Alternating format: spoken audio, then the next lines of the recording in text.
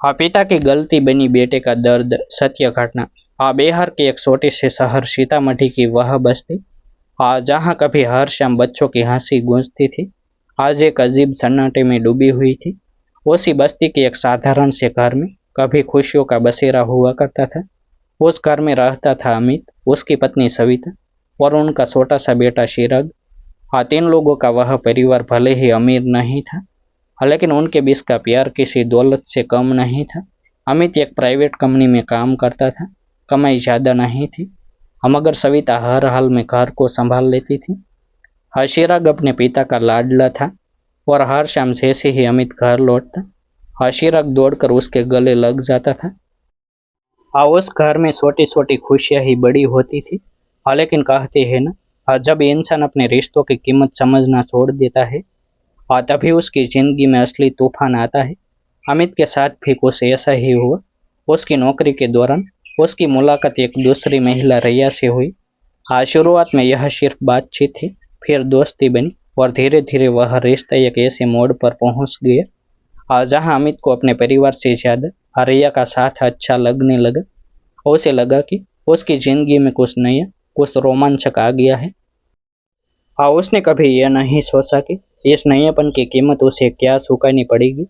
घर में सविता को धीरे धीरे अमित के व्यवहार में बदलाव महसूस होने लगा। पहले जो आदमी हर छोटी बात पर मुस्कुराता था, अब वह चिड़चिड़ा हो गया था। शेराग के साथ खेलने वाला पिता अब उससे दूरी बनाने लगा था। सविता ने कई बार अमित से बात करने की कोशिश की, लेकिन हर बार उसे टाल दिया गया। एक दिन सविता ने हिम्मत जुटाकर साफ साफ पूछ लिया, क्या बात है अमित? तुम बदल क्यों गए हो? अमित ने पहले तो बात को थमाने की कोशिश की, लेकिन फिर गुस्से में आकर सच कह दिया, हाँ, मेरी जिंदगी में कोई और है और मैं उसके साथ खुश हूँ। यह सुनकर सविता के पैरों तले जमीन खिसक गई। उसे विश्वास ही नहीं हुआ कि जिस आदमी के साथ उसने 7 फेरे लिए थे, वही आज इतनी आसानी से उसे छोड़ने की बात कर रहा है। उसने रोते हुए कहा, हमारा क्या, इस बच्चे का क्या? अमित ने बिना किसी भाव के जवाब दिया, मैं तुम लोगों की जिम्मेदारी निभा दूंगा, लेकिन मैं अब तुम्हारे साथ नहीं रह सकता। उस दिन के बाद उस घर की खुशियों जैसे किसी ने छीन ली। कुछ ही महीनों में अमित ने सविता से दूरी बना ली और आखिरकार उसे छोड़कर रिया से शादी कर ली। सविता और चिराग अकेले रह गए। समाज ने भी उनका साथ नहीं दिया, बल्कि तरह तरह की बातें बनाई। सविता ने अपने आंसुओं को अंदर ही अंदर दबाकर चिराग के लिए जीना शुरू किया, लेकिन दिल का दर्द धीरे धीरे उसके शरीर पर भी असर डालने लगा। समय बीतता गया और एक दिन ऐसा आया जब सविता गंभीर रूप से बीमार पड़ गई। डॉक्टरों ने कहा कि यह सिर्फ शारीरिक बीमारी नहीं है, बल्कि लंबे समय से चले आ रहे मानसिक तनाव का नतीजा है।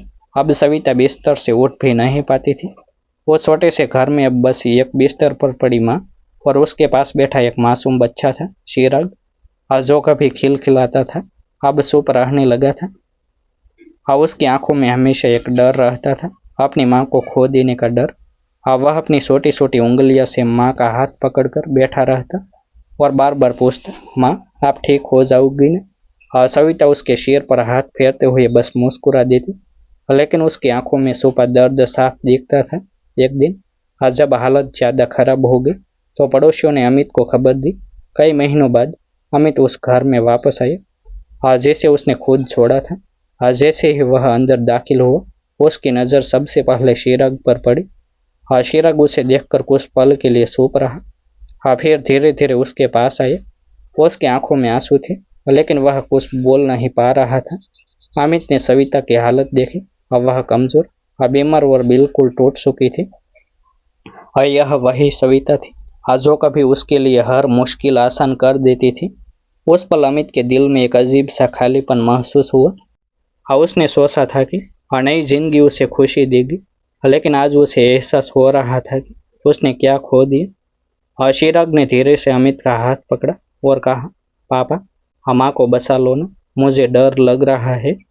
उस मासूम की आवाज ने जैसे अमित के दिल को चीर दिया। वह समझ नहीं पा रहा था कि वह क्या जवाब दे। जो आदमी अपनी पत्नी का साथ नहीं निभा सका, क्या वह अब अपने बेटे का सहारा बन पाएगा?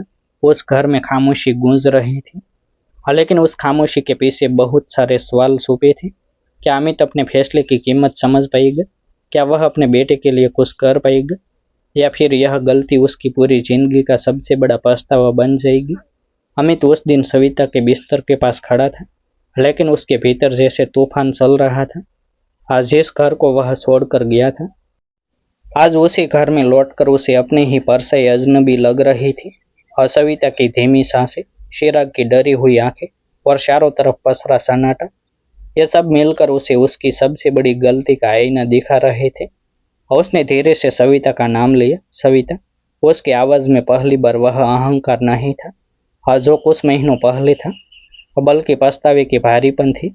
और सविता ने आंखें खोली, उसे देखा और फिर बिना कुछ कहे नजरें फेर ली। उस खामोशी में ही इतने सवाल और शिकायतें थी, जिनका जवाब शायद अमित के पास भी नहीं था। चिराग अब भी अमित का हाथ पकड़े खड़ा था। उसने फिर से कहा, पापा, आप माँ को डॉक्टर के पास ले चलो ना, वो ठीक हो जाएगी ना। उस मासूम सवाल ने अमित को अंदर तक तोड़ दिया। उसने तुरंत फैसला लिया और सविता को अस्पताल ले जाने की व्यवस्था करने लगा। पड़ोसियों की मदद से वह सविता को अस्पताल लेकर पहुंचा। डॉक्टरों ने जांच की और बताया कि हालत गंभीर है, लेकिन अगर सही इलाज और देखभाल मिले तो उम्मीद अभी भी बाकी है। अस्पताल के उस सफेद कमरे में बैठा अमित बार बार अपने अतीत के पन्ने पलट रहा था।